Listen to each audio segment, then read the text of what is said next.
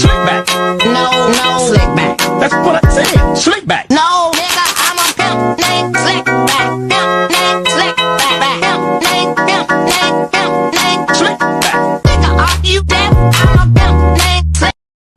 Assalamualaikum warahmatullahi wabarakatuh. Nama saya Luciana Kataratu dengan NPM 2206 1040 300024. Di sini saya akan menjelaskan tentang teknik-teknik dalam konseling. Yang pertama ada perilaku attending. Menurut Kerckhoff 1983 menyatakan bahwa melayani klien secara pribadi merupakan upaya yang dapat dilakukan konselor dalam memberikan perhatian yang total kepada klien.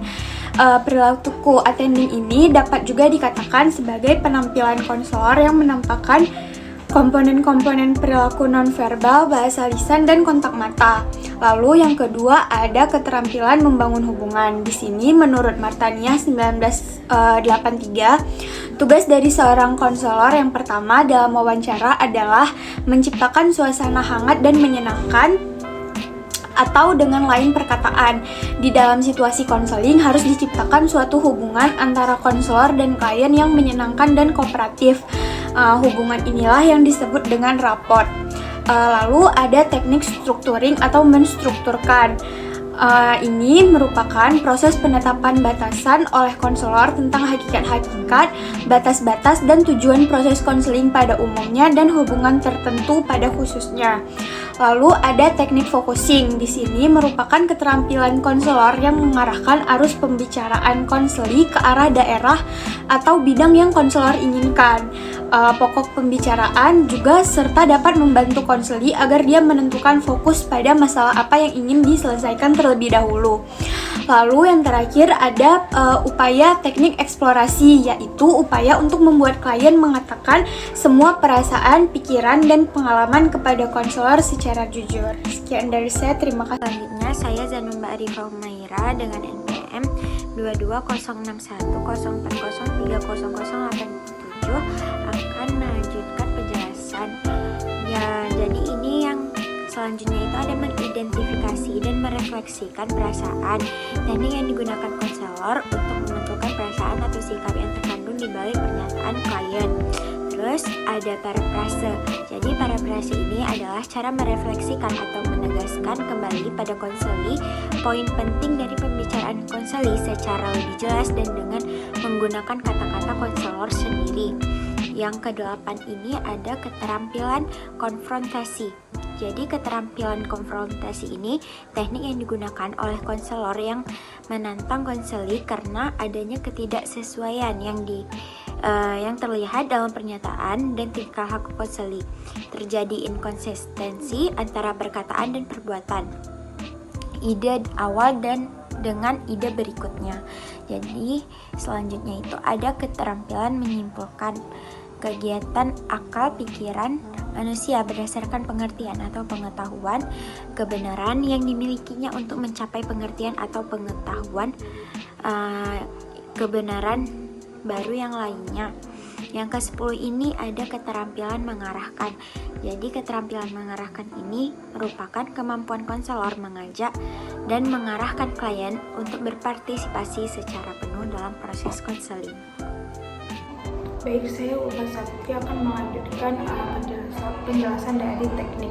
Nah, selanjutnya ada teknik memimpin. Jadi dalam hal ini, seorang konselor diharapkan memiliki keterampilan untuk memimpin percakapan agar tidak menyimpang dari permasalahan, sehingga tujuan konseling yang utama dapat tercapai sesuai sasaran. Nah, selanjutnya ada teknik memberi nasihat. Nah, banyak klien dan calon konselor mengira bahwa bimbingan dan konseling adalah lembaga nasihat, sehingga jika tidak ada kebutuhan seperti itu, maka lembaga itu seolah-olah tak ada gunanya. Padahal konseling bukan hanya untuk memberi nasihat saja, namun lebih luas lagi, yakni untuk mengembangkan potensi klien. Nah, selanjutnya ada teknik menjernihkan. Nah, yang dimana suatu respon konselor untuk mendorong konseli untuk memperjelas apa yang sebenarnya sedang dirasakan dan dialami konseli saat ini.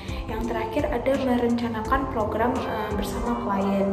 Nah, mendekati akhir sesi konseli selalu harus ada rencana klien untuk kegiatan selanjutnya dalam rangka pengembangan dirinya. Mungkin rencana itu tidak besar namun harus ada. Misalnya rencana pertemuan berikutnya, rencana pendekatan klien terhadap pacarnya yang ngambek, rencana kuliah sambil kerja, rencana diskusi dengan suami yang dianggap mulai menyeleweng, dan sebagainya. Rencana atau program pada akhir sesi konseling amat penting, yaitu pertama menandakan adanya perubahan perilaku atau kemajuan pada diri klien. Yang kedua sebagai pedoman untuk kemajuan sesi konseling berikutnya. Assalamualaikum. Waalaikumsalam. Maya ya? Iya Bu. Iya, silakan masuk. Terima kasih. Halo Maya, apa kabarnya hari ini? Alhamdulillah Bu, kabarnya baik. Oh iya, alhamdulillah. Dari mana Maya ini kesini tadi? Dari mana dulu? Dari kampus tadi Bu. Oh, ada kelas ya? Iya Bu. Ada berapa MK hari ini? 2 Bu. Capek pasti ya. Lumayan Ibu. Jadi Maya mau cerita apa hari ini sama Ibu? Jadi gini Bu, Maya tuh sekarang lagi banyak kali masalah Bu. Kayak semua masalah tuh jadi bercampur jadi satu gitu Bu. Maya tuh lagi punya masalah sama kawan. Terus juga nilai Maya turun Bu. Terus Maya juga ada masalah sama orang tua. Jadi kayak Maya tuh bingung Bu. Ditambah lagi Maya kan sekarang ada gabung ke organisasi Bu. Lagi banyak kerjaan, terus nilai turun, dengan masalah sama kawan itu juga ngaruh kali. Jadi Maya kayak capek aja gitu Bu. Berarti ini mungkin bakal banyak cerita yang bakal Maya ceritain. Tapi Ibu mau ingatin kalau hari ini Ibu cuma bisa sama Maya 20 menit hari ini, karena Ibu ada kegiatan lagi setelah ini. Boleh ya? Boleh. Oke. Jadi hari ini mungkin kita bahas satu masalah Maya dulu nih. Maya mau cerita yang mana yang mungkin buat Maya pusing kali gitu? Ini aja Bu, yang nilai Maya turun karena sibuk kali organisasi. Oh iya, boleh. Maya emang ikut berapa organisasi? Gabung ke berapa organisasi? Banyak sih Bu, Maya ada masuk himpunan, masuk BEM juga. Terus juga di luar di daerah Maya tinggal itu, Maya juga ada masuk organisasi di situ juga Bu. Jadi kayak lagi ngerjain sama kejar semua program Bu. Jadi kayak bingung, kan ini juga mau UAS Bu. Jadi karena nilai UTS Maya udah jelek, UAS juga udah dekat, Maya bingung Bu, karena udah pasti nilai Maya tuh jelek karena gak ada waktu untuk belajar juga Bu. Jadi Maya hebat, udah ikut gabung di beberapa organisasi, itu kan bisa melatih skill kita juga kan. Tapi mungkin kan sekarang Maya ngerasa capek kali, karena kayak di organisasinya mungkin ada beberapa organisasi, terus kayak tadi Maya bilang mungkin udah mau UTS, udah mau final kayak gitu kan. Jadi menurut Maya harus prioritasin yang mana dulu nih, antara kampus sama organisasi? Harusnya kampus Bu. Oke, itu berarti kan Maya tahu yang mana harus Maya prioritasin. Maya lebih nyaman di kampus atau Maya lebih nyaman kalau di organisasi?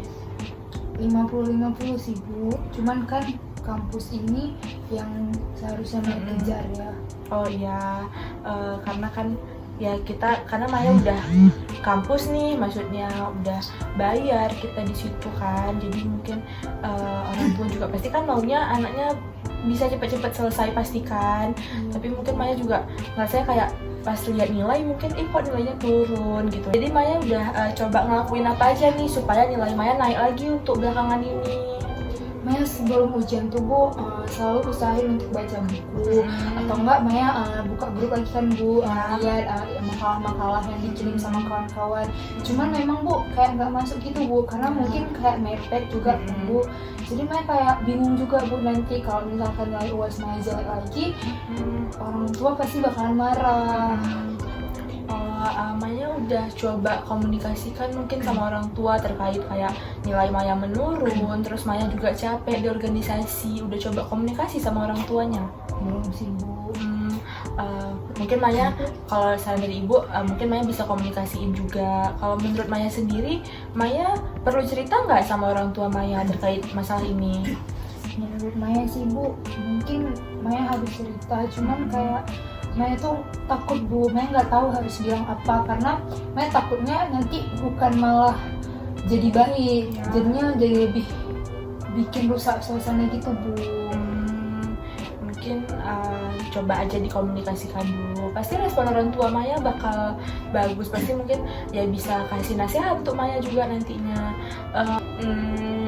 Menurut Maya perlu nggak Maya bahas sama orang tua Maya terkait masalah ini? Menurut Maya sih Bu ini perlu, cuman Maya masih kayak takut gitu Bu. Maya takut orang tua Maya marah. Kenapa Maya harus takut orang tua marah? Soalnya Bu, Maya kan lihat orang tua Maya itu tegas, jadi Maya rasa kayak kalau ini Maya bicarakan, pasti Maya akan dimarahin. Ini maaf ya sebelumnya kalau Ibu tanya mungkin agak privasi, Maya boleh jawab, boleh enggak. Memang sebelumnya kalau misalnya mungkin Maya ceritain terkait masalah-masalah Maya, apa orang tua pernah marahin Maya atau orang tua pernah nggak gubris Maya gitu? Enggak Bu, cuman gimana ya, orang tua Maya itu memang tegas Bu, jadinya Maya takut. Maya tahu kayak punya pikiran Maya tuh orang tua Maya tuh pasti bakal marah dan Maya harus keluar dari organisasi karena mereka tuh nggak terlalu mendorong Maya untuk aktif di organisasi, tapi lebih ke kayak kamu kuliah aja dulu gitu. Oke. Berarti Maya ada rasa takut ya sekarang di sini. Kalau menurut Maya dari semua yang udah Maya ceritain tadi, kayak tentang masalah nilai Maya menurun, terus masalah organisasi juga, terus Maya belum komunikasiin sama orang tua, Maya harus ngelakuin hal apa sekarang? Mungkin Maya harus banyak belajar dulu Bu, biar nilainya bagus, terus lebih fokus di kampus dulu aja sih Bu kayaknya. Ya, yang Maya bilang tadi udah benar. Ya, Maya hebat, udah berani cerita, udah datang ke sini sukarela untuk ketemu sama Ibu, untuk cerita sama Ibu. Ibu juga tahu Maya mungkin sekarang rasanya bingung, capek kali kan. Terus dari semua cerita Maya tadi ini, saran dari Ibu, Maya mungkin bisa komunikasikan dulu yang pertama sama orang tua Maya terkait masalah-masalah Maya. Terus yang kedua, mungkin bisa komunikasikan juga sama pihak organisasinya. Kalau misalnya nanti Maya misalnya mau minta waktu senggang, misalnya nanti Maya ada tugas, Maya lebih mau prioritasin ke tugas-tugas Maya kayak gitu.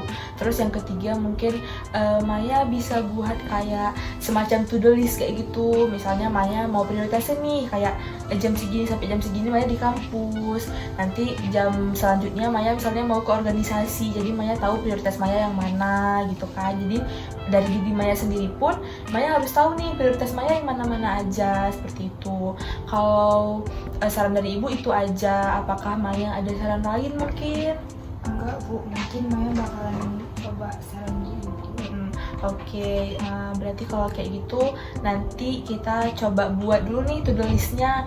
Terus nanti di pertemuan selanjutnya Ibu bakal tagihin nih sama Maya, kayak Maya udah bisa buat belum perkembangan Maya untuk memanage waktu Maya udah sampai mana gitu ya. Gimana perasaan Maya sekarang? Alhamdulillah Bu, udah lumayan lega Bu. Ya, alhamdulillah juga berarti ya.